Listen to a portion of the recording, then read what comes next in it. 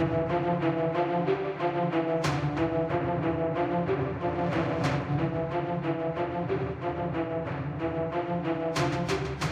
listening to Crime Scene today, where we talk about future and current issues facing law enforcement, forensics, and crime scene investigations. Today I am at the ACER Conference, Association for Crime Scene Reconstruction, and I have Tom Bevel, who is a retired crime scene investigator from Oklahoma. So I bet that is the most basic you have ever been introduced. It works. Actually, if you have been around crime scene, bloodstain, or honestly, even if you're a true crime junkie who watches all the documentaries, there is no way you have not seen or heard about Tom Bevel. You've been around for years and testifying in courts around the world with your knowledge.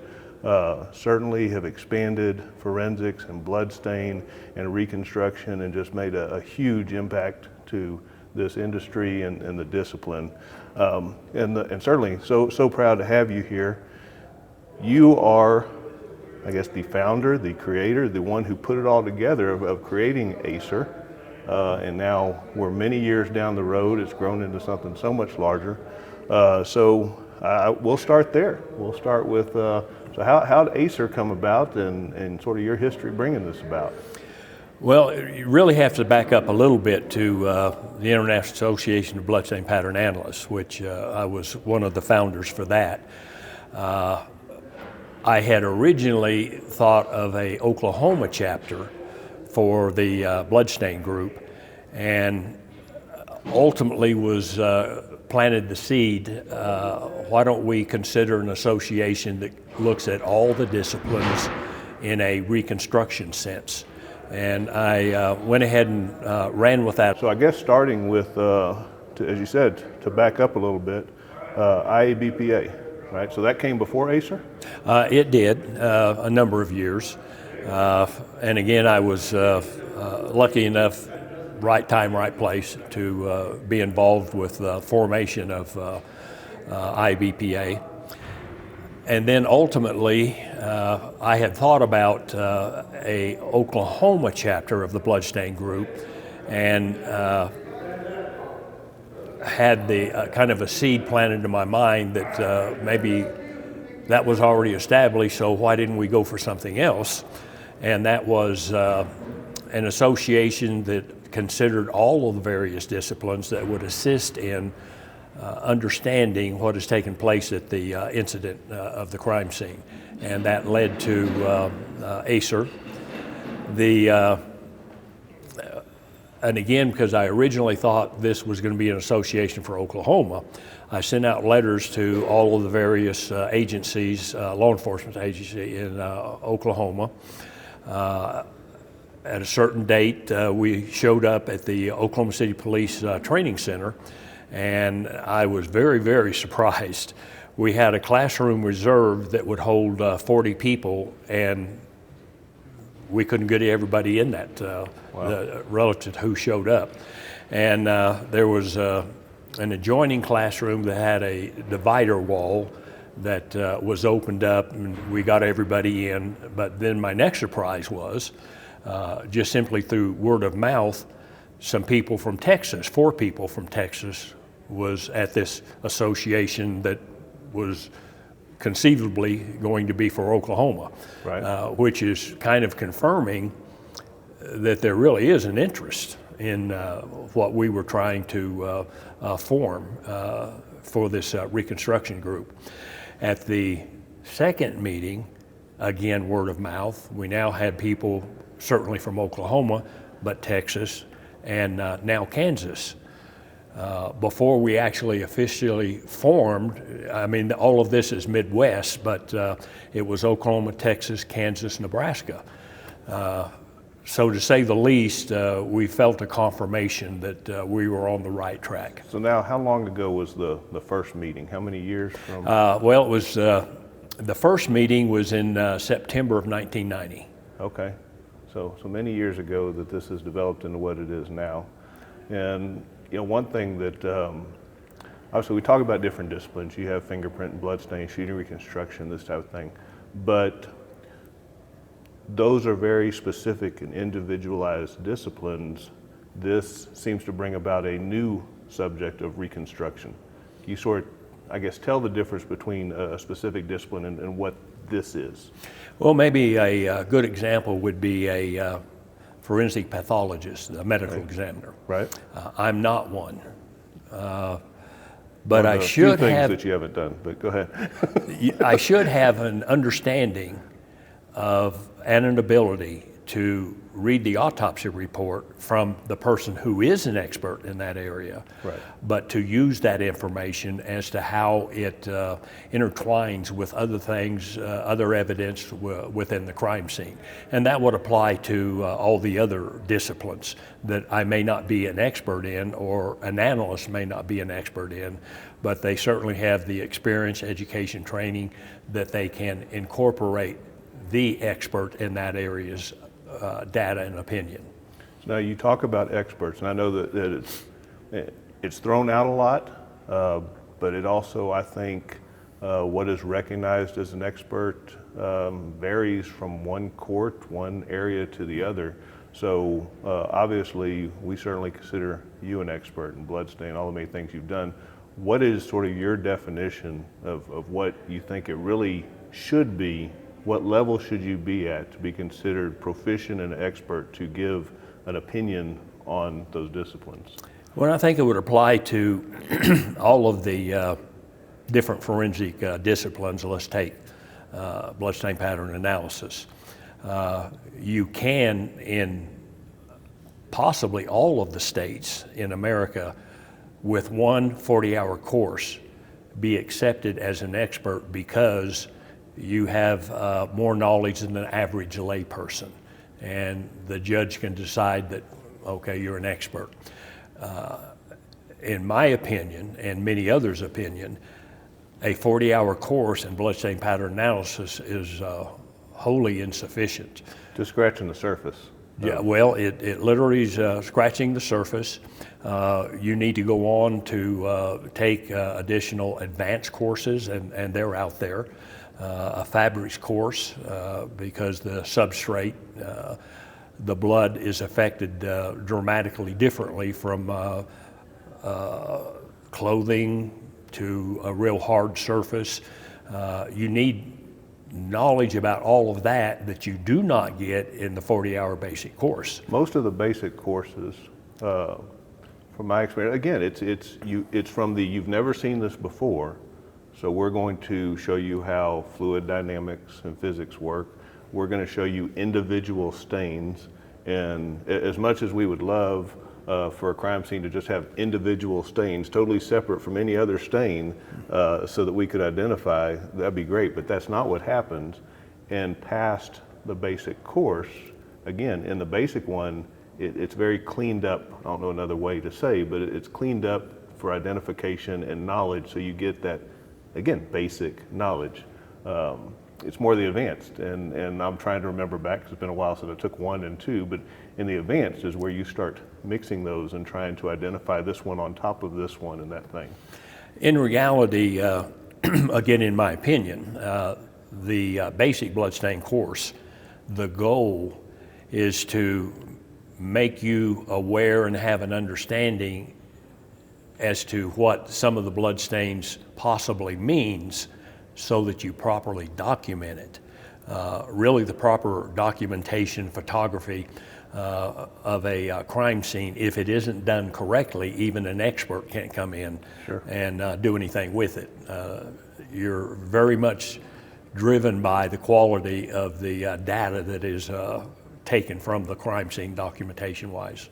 I remember in actually taking your reconstruction course, at least what I pulled out of it, or a foundation of it, was just answering the question of, the possibilities of what could occur, and then ruling out what was possible, what wasn't possible, and in the time frame of could this occur before that could occur, by asking some basic questions and drilling down. The analysts will typically, on a reconstruction, first of all, you have to become very familiar with everything that was supplied in a case file. And then ultimately you will identify investigative questions that would assist in understanding some portion of what has taken place. You will identify viable ways that it could occur, and the reason I emphasize that, frequently, especially the defense attorney will simply say, well, anything's possible, isn't it? And you can't rule anything out. Well, that's not true. Within our limited universe, for example, I can't sit here at 75 years of age having never been 40. So do I need to consider that? No, it's not a viable way that I could be at this age currently. So we exclude the non-viable, concentrate on the viable ways, sift through the data that is germane specifically to that question. And our goal, certainly if we can eliminate something, you should do it. Right. But ultimately, oftentimes you're only able to identify the best explanation of the viable ways that you think it could have occurred. So now in narrowing that down, so you end up with a couple of possibilities, I guess is in the documentation, I guess you just list this is possible, and then if that in and of itself doesn't get to a point that's beyond a reasonable doubt, you just don't get there. Well, and that's probably one of the best answers I've ever had in court was, I don't know, right. Because it was true. Right.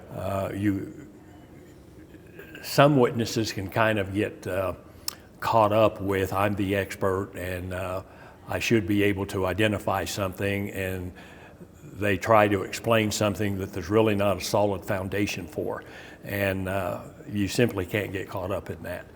Well, and I think that goes to what you're speaking of previously with that 40 hours of training. I think in receiving that 40 hours of whatever, but speaking of bloodstain, that they, I guess, feel as an expert, and then they get certified as an expert by this court, and then they get challenged with a question that's beyond their training, and instead of answering that way is what usually leads down that bad path.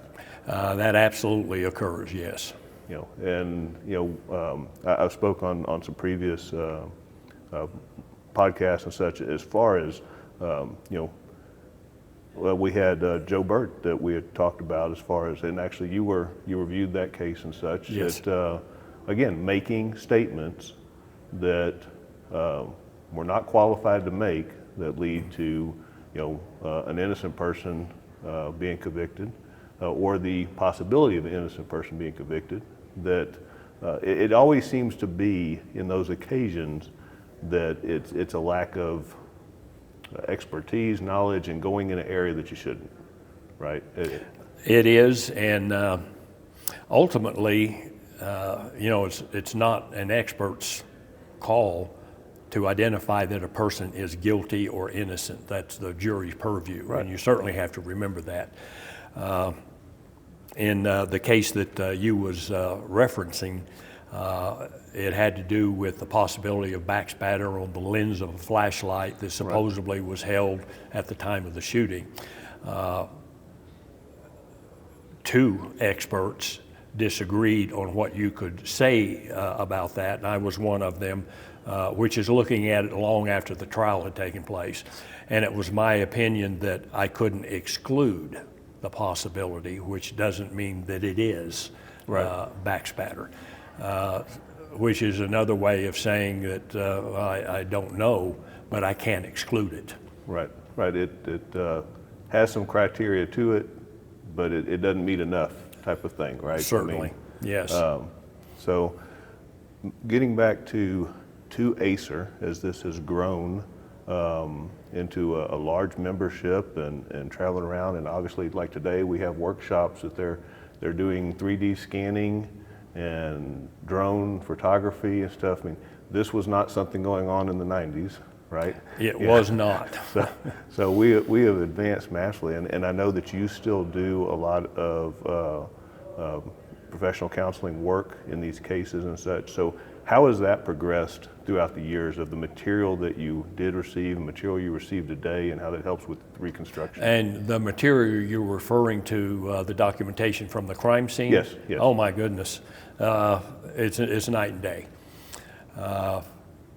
Originally, on even a very serious, complicated murder, possibly even of multiple people, you could maybe put everything in a standard cardboard box and it would fill maybe 1/4 of it.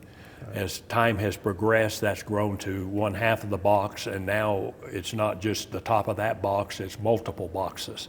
One case in Montgomery County, Texas, they brought 9 full boxes of documentation. You would never see that back early in my career. Well, I think that's when we look at cold case, and we're trying to review cold cases now, and it's very easy to get in a mindset of why didn't they do this and why didn't they do that, and something they teach you early on in cold cases. What they did then was not available. There wasn't the knowledge, there wasn't the training. So I mean, it's what it is. Whatever's in the box is in the box, right? And right. We have the advances now. So with these minds coming together, and I know one thing that stands out with ACER at the conference, and you speak about, is the last piece meeting that we do, yes, right? And things that come out of that. So tell us, I guess, that coming together.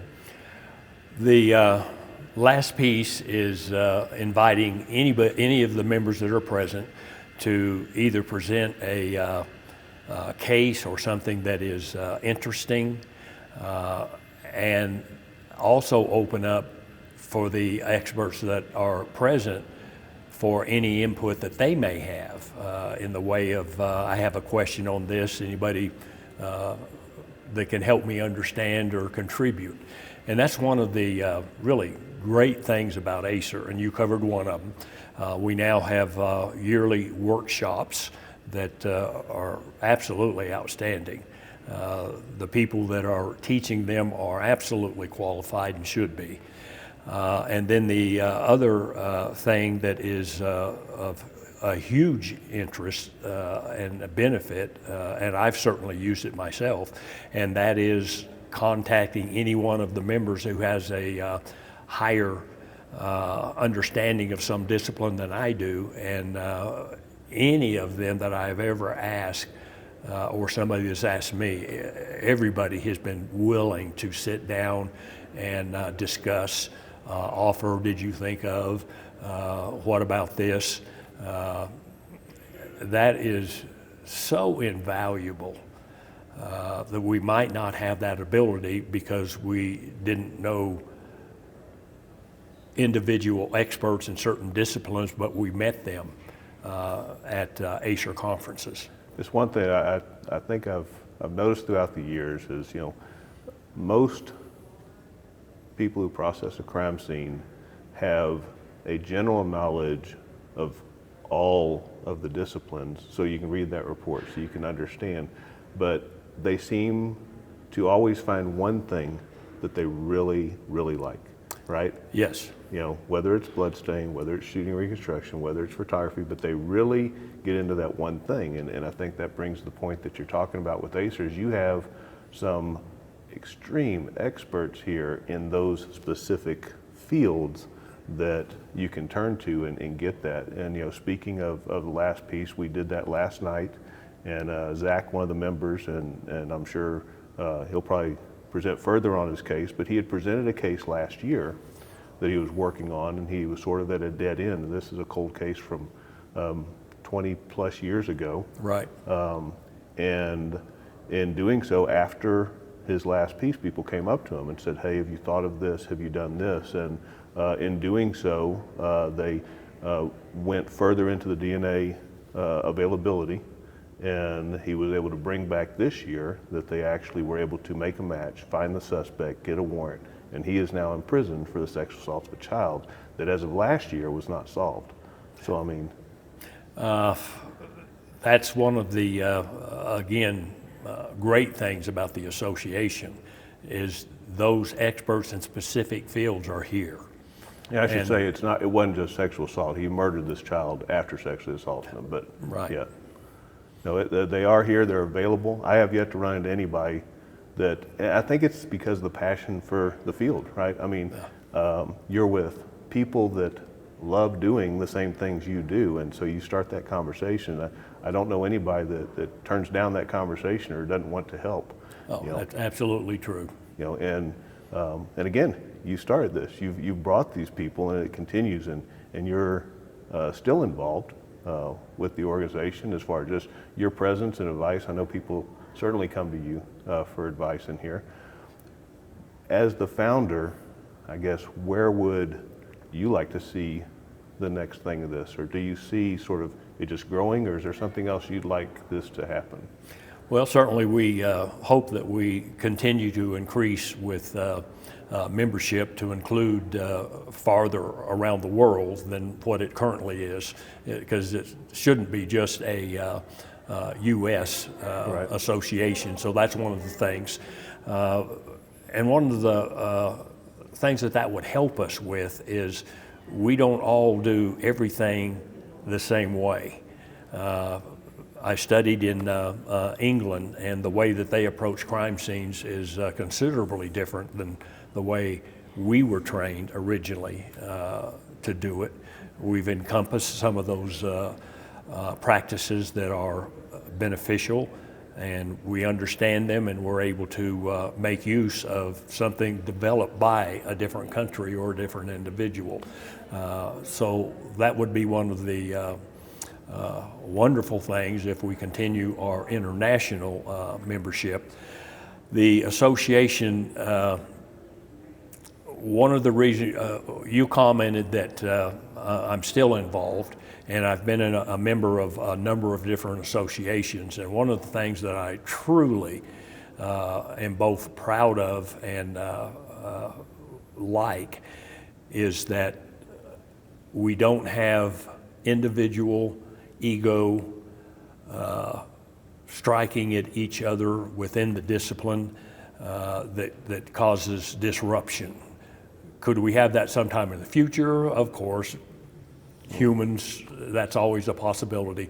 But over the years, we have not had that. And I just so appreciate that everybody is almost a team working for the same thing without being like fighting dogs against your reputation or discipline. Your advancement, not the advancement of the actual forensic community. Yes, absolutely. Right. Now, you touched on, and I'd be curious, I know you've testified around the world. So in speaking around the world, so obviously, you know, the science behind the things we do does not change, doesn't matter what part of the world you're in, but I'd be curious, what are some things you've seen, whether it's difficulties or better than or whatever from other areas of the world versus what we're used to? Well, a unique experience that I had was testifying in a Israeli court. Everybody there spoke English, but everything had to be conducted in Hebrew. Okay. I don't speak Hebrew, Right. so they got a interpreter, but the interpreter kept incorrectly asking the question that was asked by the attorney, and they have 3 judges, and the senior judge sits in the center, and he got to where after she asked me the question, he would say, "Mr. Bevel, this is the question in English," and it wasn't the same that had Right. been given. The other interesting thing there is that you stand the entire time, whereas the American courts, we sit. Now, is it still like a box next to the judge, or are you like You're is it kind of positioned differently? at one end between the 3 judges and then the 2 attorneys.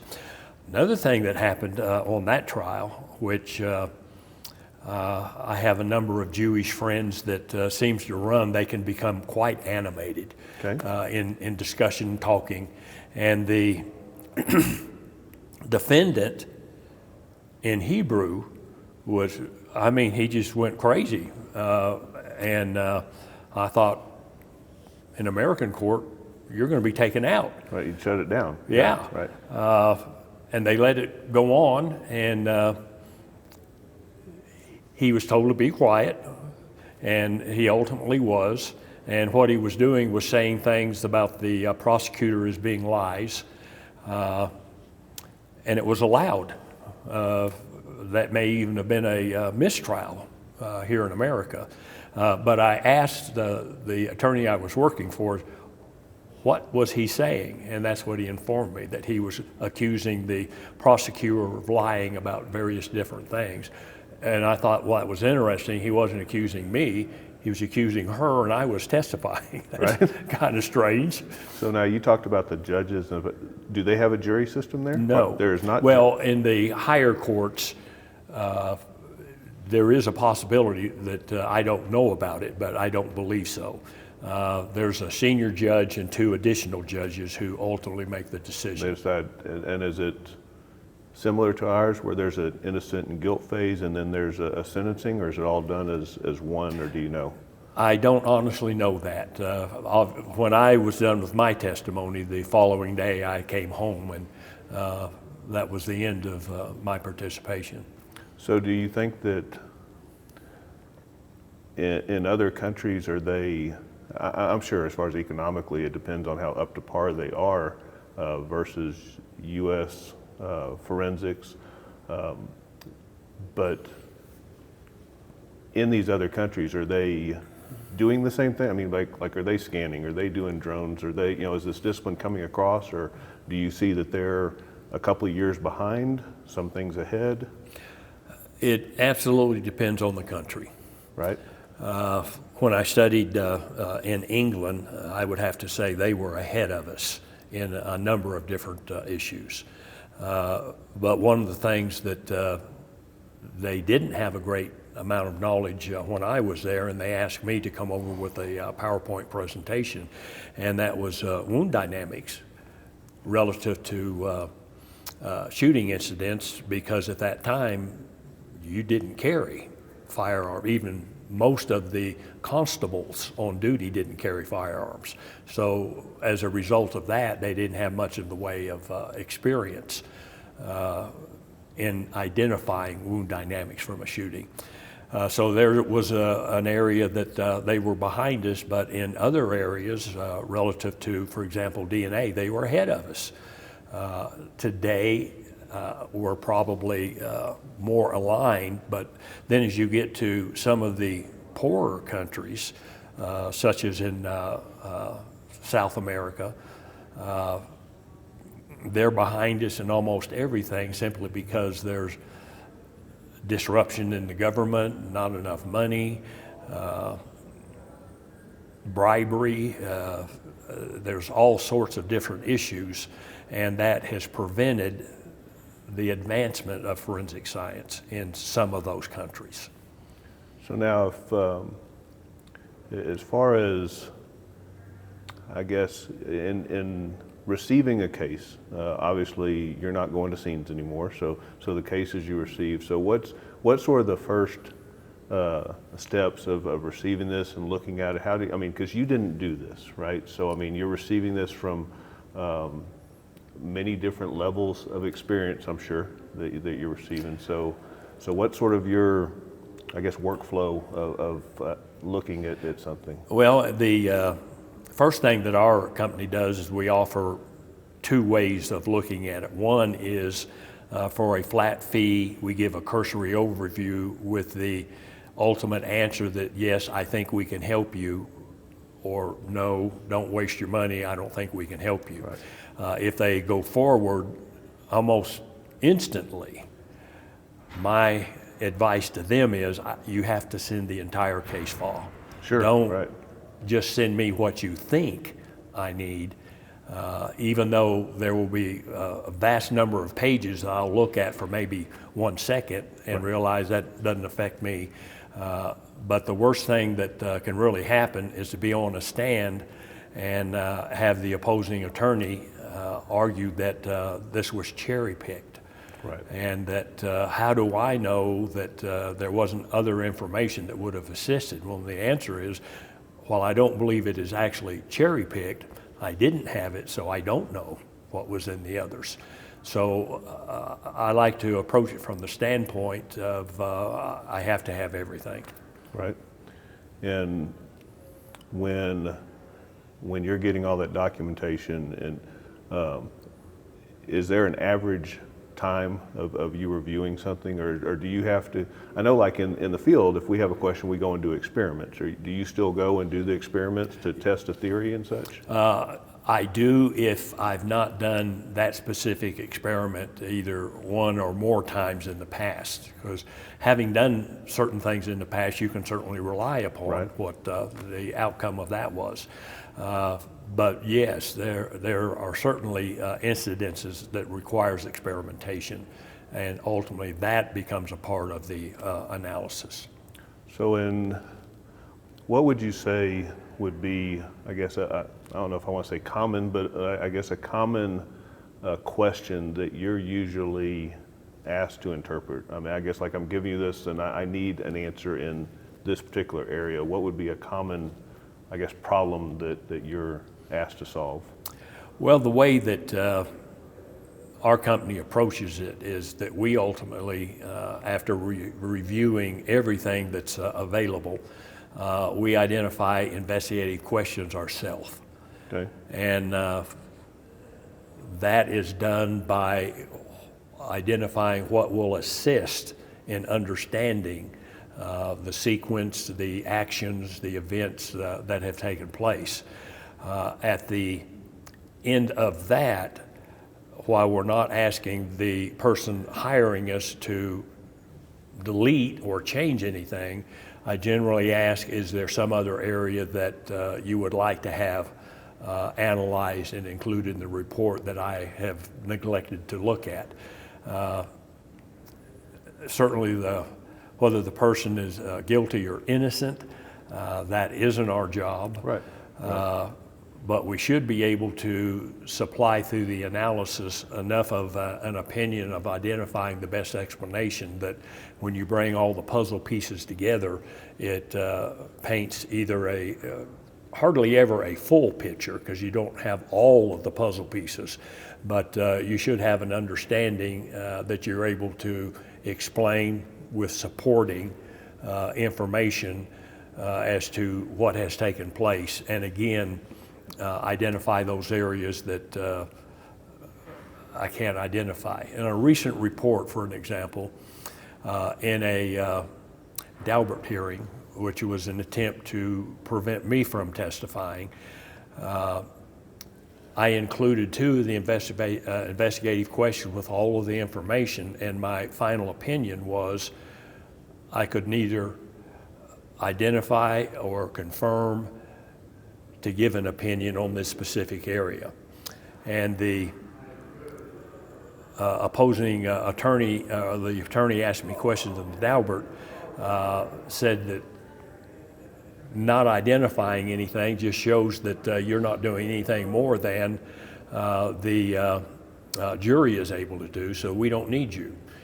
And he then went to objectivity, and the judge in his final decision addressed objectivity, and he said, this expert including and admitting what he couldn't do and keeping it in the report instead of excluding it proves to me his objectivity. Right. And then he obviously said this is a recognized expert and he will be allowed to testify. But yeah, our criminal justice system is so amazing and diverse from even one state to another state, which I would have thought when I got into testifying outside of my jurisdiction that everything's the same. Well, it's not. I mean, I would even challenge it to be different from county to county in a specific state, because you're dealing with a judge who is interpreting their opinion of what should happen or not happen, be allowed, not allowed, and something that we discussed before, and in innocent people going to jail or evidence getting in that shouldn't, or those type of things. It seems to be a lack of experience, whether that's a lack of experience in the person presenting, whether it's in the prosecution, the defense, the judge, basically how it get past all of these checks and balances And again, I think, there are rules certainly different from state to state, but I think interpretation also plays a factor just inside those areas. I think it's certainly, as you said, it's great as compared to many systems throughout the world. Throughout the world, yes. But I don't think there's a person in the criminal justice system that would not say that we certainly can have improvements, right? Yes. Another country that I lectured in, didn't testify in, but was allowed to kind of see the operations within law enforcement, was China. It's 180 degrees from what we do. And that is their system. They work within it. But some of the officers showed me a reconstruction that they had done. And I asked the question, so when you testify in court, the other side has your report. Right. And they said, no, we don't send our report anywhere. And I said, well, who reviews it? Yeah. And I said, well, does the judge get it? He said, no. And I said, well, if the judge wants to get it, can they? He said, yeah, if they want it. But I was just thinking that, who are you doing the reconstruction for? Right. If you're just writing it if no one wants it. And the comment back was, well, it's furthering our understanding of what was there, the police, but we don't testify to it. So I'm not sure about that. They don't testify, they don't give it to anybody, so it's a diary in a sense of what you did. And ultimately, the judge will decide. And if he wants it, he can have it, but no, they don't ask for it generally. Okay. So I know you, came in early. I know there were a few before you dabbling in the bloodstain discipline, but you by all means are one of the early pioneers to bring this forward, and certainly one of the top names that ever comes up if you talk about bloodstain. So from when you started in bloodstain discipline, and I know it's been many years to talk to now, and the advances that have happened, but sort of going through that, what do you think have been some of the biggest things that led us to now that have created it to be a very solid and standard scientific method? One of the first things, my first class was with Professor Herb McDonnell McDonald. I've heard it pronounced both ways. And he taught it in a recognition of mechanism. And he originally had low, medium, and high velocity. And he associated low velocity with drips, medium velocity with bludgeoning, and high velocity with high-speed machinery explosions or gunshots. But through time, I and other people also recognized that there is quite an overlap between the sizes of the bloodstain from one to the other, and that you can have some that looks like high velocity from, a low velocity, it looks like a high velocity, and vice versa, and then the medium velocity has some of the low velocity and the high velocity type stains. He taught it that we would consider what is the majority of the stains, and then that is what would identify it. Today, we don't attempt to identify the mechanism itself. We're identifying through observation what we see. And Bevel, Gardner and Associates developed a decision map that has questions at this point, and if the answer is yes, it leads here. If it's no, it leads here. And that's based upon the geometry and the pattern of the individual stain that ultimately does not lead to the mechanism that created it. So, and I know that, because I remember the chart and looked like a flow chart and such, and I remember along the way in the past years, really the only thing that's really changed is sort of definitions, right? We're trying to define, and I've seen y'all struggle. I've watched the meetings. I sit back with some popcorn and watch y'all go, and but that seems to be the biggest. Which honestly, I mean, it goes to research. Any type of research that's out there, before they start, they have to define what does this mean that we're all on the same page, right? Right. So, so where are we at now on the definition? Well, we have different associations that, for example, the American Academy of Forensic Science has identified their list of definitions for bloodstain pattern analysis, and then there are some other groups. Swigstain, that I was a member of before that ended and then went to another group. We also worked on definitions, and there was always a very lively debate on some.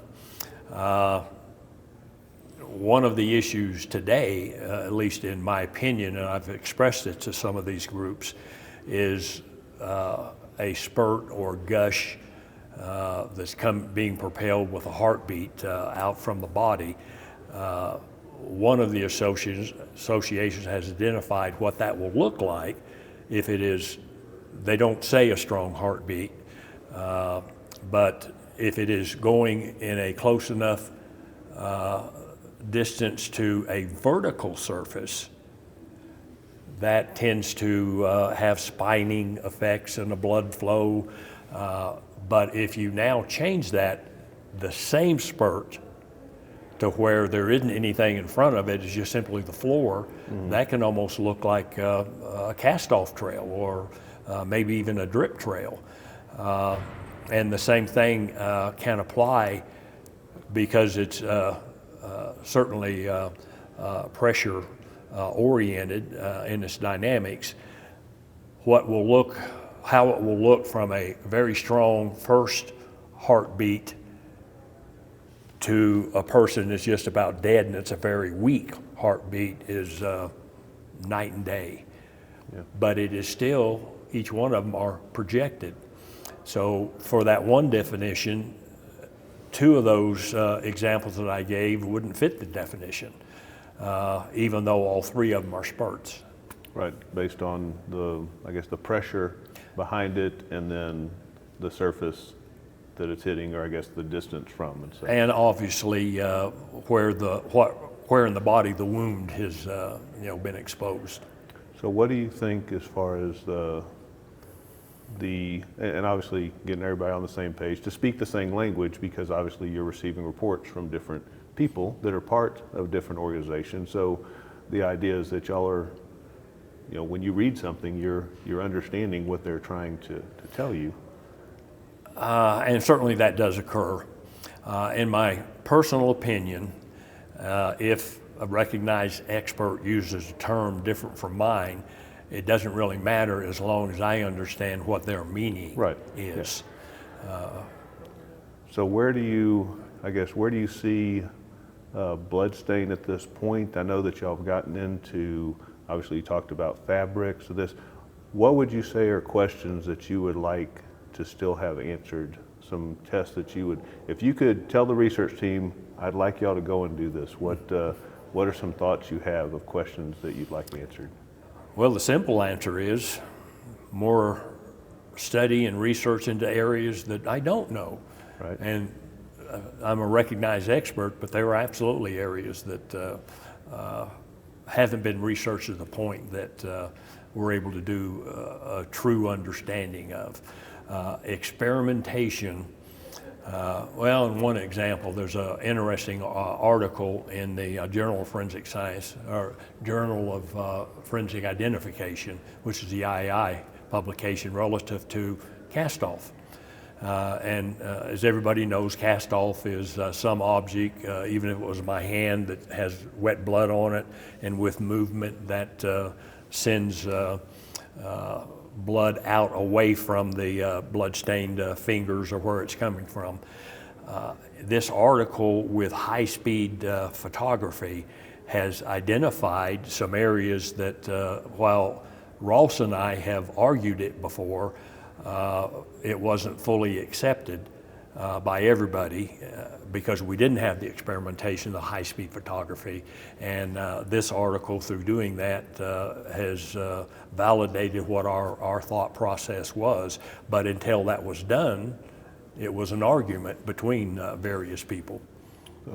So as always with all the sciences, right? It's more experiments, more replication to make it solid, and obviously the end result, as we talk about, is so that we can make better determinations on what's happened on a violent scene, to relay back to whoever needs this information, on putting the proper person in jail, to try to identify the events that happened that obviously we weren't present for, and trying to exactly, trying to put together, because obviously the only person that knows can't speak anymore. Yeah, exactly. Another thing I would comment on, all experts, to include myself, at some juncture within casework, you will have made a mistake.